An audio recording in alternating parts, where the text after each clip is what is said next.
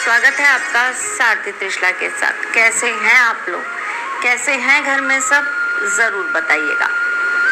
हरियाली अमावस पर अगर आप पीपल के वृक्ष के नीचे शिवलिंग का निर्माण करते हैं, पार्थिव शिवलिंग या फिर बर्फ से बने हुए शिवलिंग का निर्माण करते हैं और विधिवत पूजा कर कर उनका अभिषेक करते हैं।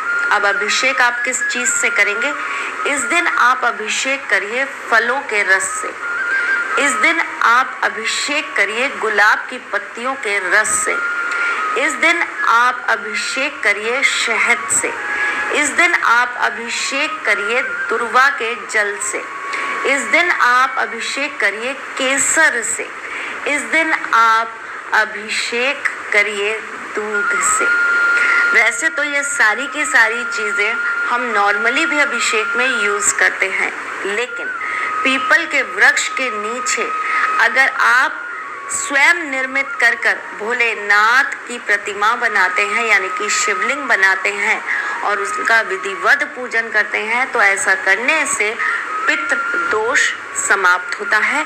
राहु केतु कुंडली में बैठे हुए शांत होते हैं। शनि की दशा, महादशा, अंतरदशा या दृष्टि से उत्पन्न हो रही पीड़ाओं से मुक्ति मिलती है।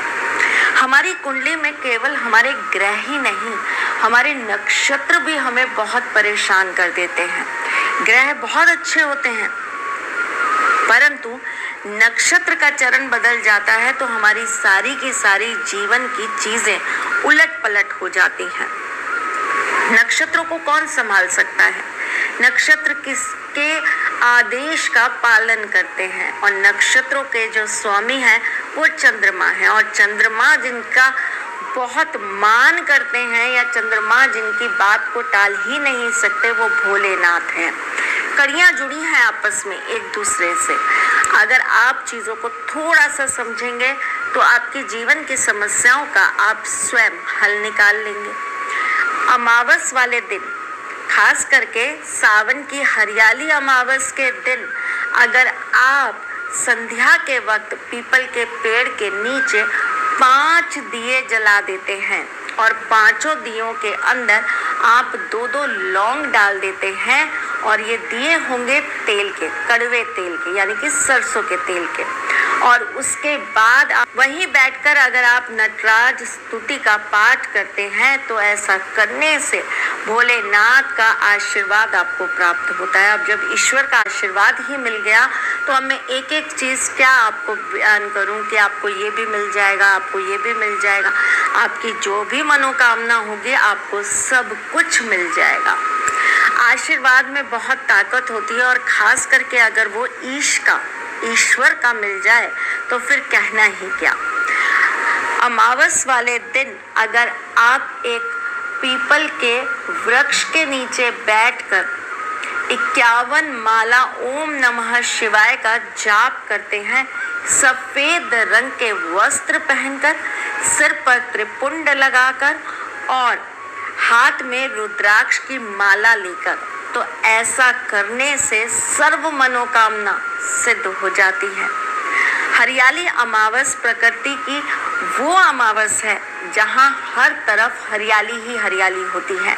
तो इस दिन अगर आप अपने हाथ से 11 पौधे रोपण कर देते हैं, 11 पौधे उगा देते हैं, तो ऐसा करने से भी आपके जीवन में पुण्य की प्राप्ति होती है और आपकी समस्याओं का अंत होता है। भोलेनाथ के मंदिर में जाकर अगर आप जल के अंदर या फिर कच्चे दूध के अंदर सोने की भस्म, यानी कि सोने की जो बर्क होती है उसकी भस्म बनाकर आप उसके अंदर डालकर भोलेनाथ का अभिषेक कर देते हैं, तो ऐसा करने से भी आपकी सर्व मनोकामना सिद्ध हो जाती है। छोटे छोटे उपाय हैं, और मैं जो कि आपके एस्ट्रोलॉजर भी हूँ, वास्तुशास्त्री भी हूँ, चेहरा भी पढ़ती हूँ, आवाज़ भी पढ़ती हूँ और हाथों की लकीरें भी पढ़ लेती हूँ, उन्होंने आपको जब ये चीज़ें बताई हैं तो इसमें कोई ना कोई तो आपका फ़ायदा ज़रूर होगा।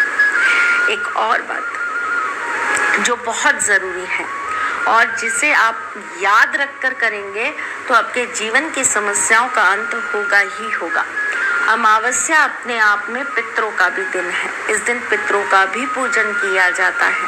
तो अगर आप अपने पितरों का पूजन करते हैं, उनकी तस्वीर अगर आपने घर में रख रखी है, तो एक छोटा सा कार्य जरूर कर लीजिएगा। भोलेनाथ के मंदिर में जाकर जल अर्पित कर लीजिएगा और वो जल जब वापस से नीचे आता है जलेरी से, उसे एकत्रित कर लीजिएगा। उसका छींटा अशोक के पत्ते से अपने पितरों की तस्वीर पर जरूर दे दीजिएगा और चंदन का उनको तिलक जरूर करिएगा।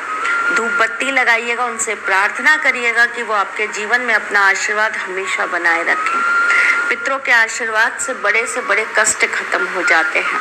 आपकी कुंडली में भी अगर पितृ दोष हो तो ये छोटा सा उपाय करके तो देखिएगा कैसे चमत्कार होता है। चमत्कार हो जाए तो मुझे जरूर बताइएगा। मैं फिर आऊंगी कुछ नया, कुछ अलग, कुछ अद्भुत लेकर। तब तक के लिए मुस्कुराते रहिएगा।